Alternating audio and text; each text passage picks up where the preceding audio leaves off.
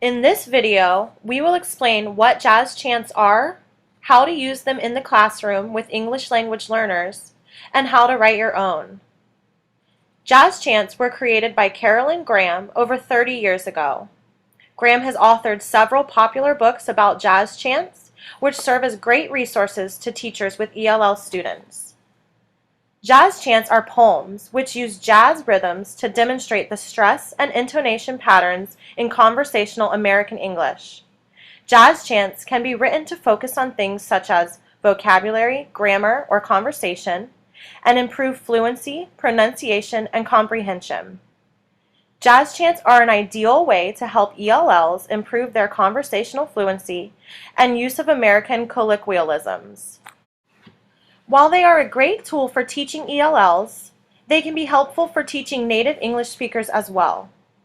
They are also great to use for reviews because they help students with memory and recall. Jazz chants can be used with students of all ages and levels and are a motivational and memorable way to improve your students' literacy. Before using a new jazz chant in class, be sure to pre-teach any relevant context or vocabulary. When you are ready to use a jazz chant with your class, hand out copies or write it on the board. First, demonstrate how it sounds, and then have the students join in line by line. When the students are comfortable with the chant, they can perform it straight through as a whole class, or as a soloist, or a group can chant while the rest of the class claps. Here are the 7 simple steps to begin writing your own jazz chants. Step 1. Choose a topic that will be of interest to your students or related to the course material. Step 2.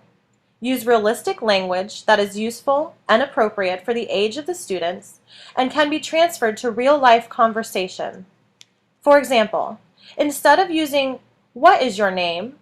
use "What's your name?" Step 3. For a vocabulary chant, write a list of 5 to 10 vocabulary words within the topic. Step 4. Next, we will write the number of syllables in each word. You will find that most words will have between 1 and 3 syllables. Step 5. Choose 3 words. One will have 3 syllables, one will have 2 syllables, and one will have 1 syllable. Step 6. Now we will follow the pattern: 2-syllable word, 3-syllable word, 1-syllable word, repeated twice, followed by the first 2 words, repeated twice, ending with the first line. Step 7. Now incorporate clapping to add rhythm. By sticking to this pattern or writing more complex jazz chants using a musical rhythm, the possibilities are endless. Now, we will demonstrate how to write a vocabulary jazz chant using American foods as the topic.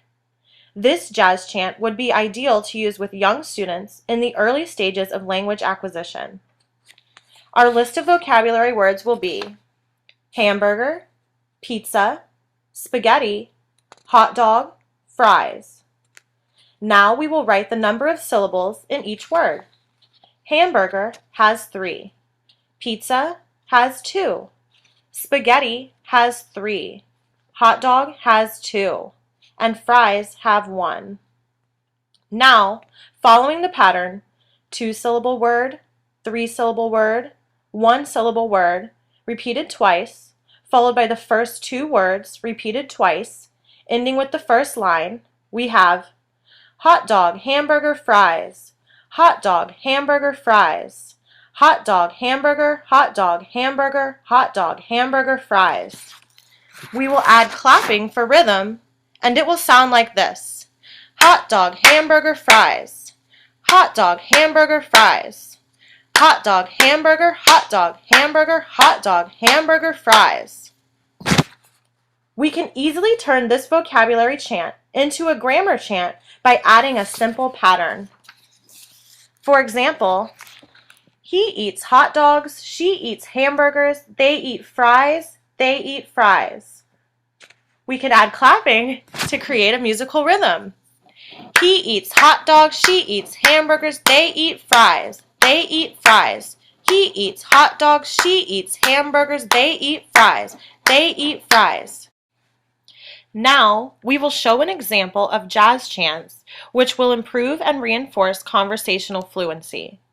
This jazz chant would be appropriate for use with older students in the intermediate to advanced levels of language acquisition. This example is ideal for fluency because it emphasizes types of stress, including content words, contrast words, and new information. Here is how the jazz chant sounds without the clapping rhythm to denote types of stress. Do you mind if I borrow your book? Because I left mine at home. Yes, I do mind. No, I don't mind. Yes, I do mind. No, I don't mind. Now I don't have to go home. Now we will clap on the highlighted words to emphasize stress and intonation. Do you mind if I borrow your book? Because I left mine at home. Yes, I do mind. No, I don't mind. Yes, I do mind. No, I don't mind. Now I don't have to go home. Hopefully, you're able to include jazz chants in your own classroom, both for ELLs and for all students, because they're a great way to emphasize new content learning, pronunciation, and fluency. If you'd like to learn more about jazz chants, simply check out your local bookstore or library for books authored by Carolyn Graham. There are also great resources available online simply by typing jazz chants into your search engine.